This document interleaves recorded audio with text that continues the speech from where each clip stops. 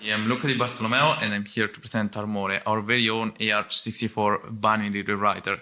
What do I mean by binary rewriter? Well, I'm talking about doing late-stage code modifications. In other words, imagine you have a binary you don't have the source code of, and you still want to add some instrumentation. You want to change some of the instructions while still preserving the original intended functionality of this binary. Why would you want to do this? Well, common use cases would include hardening. For example, you have a binary that was compiled without some security mitigations, and you want to add, for example, let's say control flow integrity. Or maybe you want to profile a closed source binary. You want to inspect the memory access patterns to debug some slowdowns or some memory violation. And this is, for example, what Valgrind does. Or let's say you have a binary compiled for a very specific architecture and you want to run it somewhere else. Well, then this is what translation is about, and this is what QEMU does. And finally, the most popular use case nowadays is fuzzing. Because imagine you have a closed source binary and you don't have coverage instrumentation. Well, thanks to AFL-QEMU, you can insert coverage instrumentation dynamically into a binary and still get effective fuzzing due to having finally coverage, even if it was not compiled with AFL-CC. Now, what are the challenges when developing a binary writer? So first of all, is the distinction between code and data. Here it's displayed on the left. Imagine you have a code section with some data in the middle. And for example, here you have a string that gets loaded and printed. It's not easy to distinguish that those bytes are data and those other bytes are instruction that gets executed. Why do you need to distinguish them? Because likely you want to instrument some parts of the code or some of the instruction. Maybe you want to instrument all the loads. So you first need to find them, right? And turns out this is a pretty big challenge and there is no reliable way to always distinguish between code and data. And most importantly, any mistake might cause a crash or might break the original intended functionality of the binary. Ideally, your binary writer must have 100% accuracy when distinguishing between code and data. Secondly, this challenge is specific to ARM64, is recovering pointers. Why is this a challenge? Because on ARM, the instruction set architecture defines instructions as 4 bytes wide. Now, this is a bit too short to store large immediates, especially pointers. Pointers are 8 bytes wide. And in fact, you cannot simply store a pointer like you would do in x86. You cannot simply store a pointer in a single instruction into a register. So what do? You need to use multiple instructions to kind of construct a pointer. So here you have 3 examples that the compilers often use. You see they all begin with this ADRP instruction. This instruction stands for address page. And it loads, as the name implies, loads the address of a page into a register. But then you still need to set the last 12 bits of a given pointer. And how do you do this? Well, usually you use some arithmetic instructions like sub, like add, but there is no clear standard defined way on how you should do this. And so compilers, especially when they apply optimizations, will mix and match various approaches and will generate a very large variety of pointer construction patterns.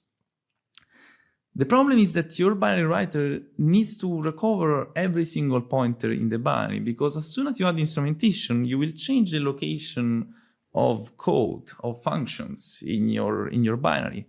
And you want to fix every pointer that points to any of the functions you moved. This also turns out to be a pretty big problem. Past approaches use the data flow to recover pointers. Unfortunately, while it works in most cases, you always find edge cases where your data flow approach was not comprehensive enough, or there was false positive, false negative. It turns out it's very hard. And ideally, even here, like the previous challenge, you want your binary writer to be fully precise, because mistranslating a pointer or missing a pointer can be fatal, can lead to a crash. Let's see now what is the core idea of ARMore. How do we deal with those challenges? Let's start by talking about layout replication. So this is not a completely novel idea in binary writing. It was used in the past in x86. What does it mean, layout replication? It means that when I write a binary, I make sure through a sequence of linker script and assembly directives, I make sure that every section will keep its original address. So any pointer that was valid for the old binary will still be valid for the new one. This is assuming I don't add any instrumentation, obviously. And this lets me do not distinguish anymore, not recover any more pointers, as long as I don't add instrumentation. Now, what's the problem? This only works for non-position dependent code. What if I have position dependent code, which is very often the case on ARM? Well, it turns out that it's pretty easy to fix this on ARM because the program counter is not a general purpose register. You cannot simply read it with a move instruction. There are only two instructions that can read the program counter. On the left, there is the branch and link. This is exactly the same as the call on x86 that uses it to store it on the stack as the return address. On the right, you have the others page, the instruction we saw before, which is used to build pointers. So we can conclude that every single pointer construction must begin with an ADRP. There is no other way around it. If we rewrite every single ADRP and make it point to the replicated layout, I will be able to handle position-independent executables in every single case. Now, all those layout tricks only really work on data pointers. Why? Because as soon as I add instrumentation, the address of functions will change. So code pointers are not going to be valid anymore. To address this, we introduce the rebound table. The rebound table is a new executable section that we store exactly at the same address as the original text in the old binary. And it's made only of branches. As you can see on the left, the rebound table, it's only a series of jumps to the actual code section along with my instrumentation that is stored somewhere else in the other space, as you can see on the right. Now, this rebound table acts as an implicit translation mechanism between old addresses before instrumentation and new ones. How does it work? Imagine I have a code pointer, which I didn't translate. As soon as I reference it, I will land somewhere in the rebound table. And I will execute one of those jumps that will implicitly, transparently bring me to the correct location in the new instrumented text. Now, what is the advantage of this? I don't need data flow. I don't need heuristics. This works 100% of the time at the cost of a single branch. Unfortunately, we're not done. There are still more edge cases. For example, mixed data and text, like we talked about in the first slide of the challenges. How do we deal with code and data being mixed? Well, we use a new feature introduced in ARM 8.2, which is execute-only memory.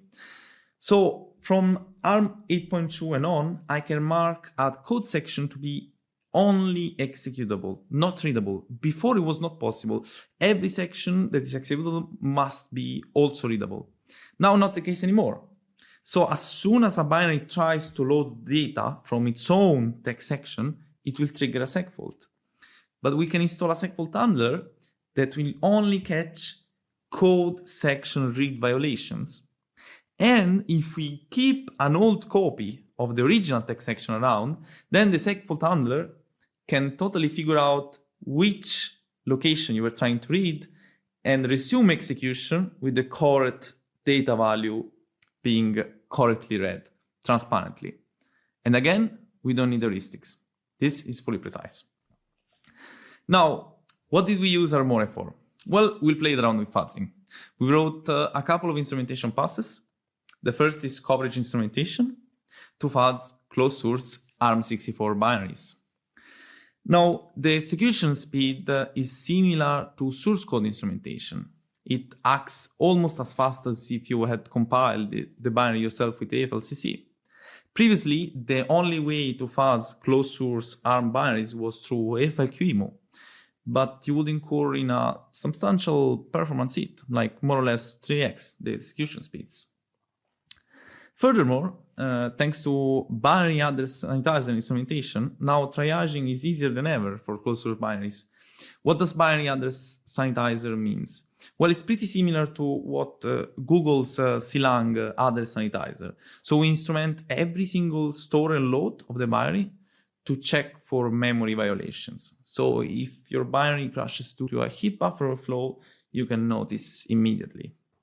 We use this on some NVIDIA software, some NVIDIA tooling for CUDA, and we found a couple of CVs, but we plan to extend it to more software and work on more fuzzing fun stuff.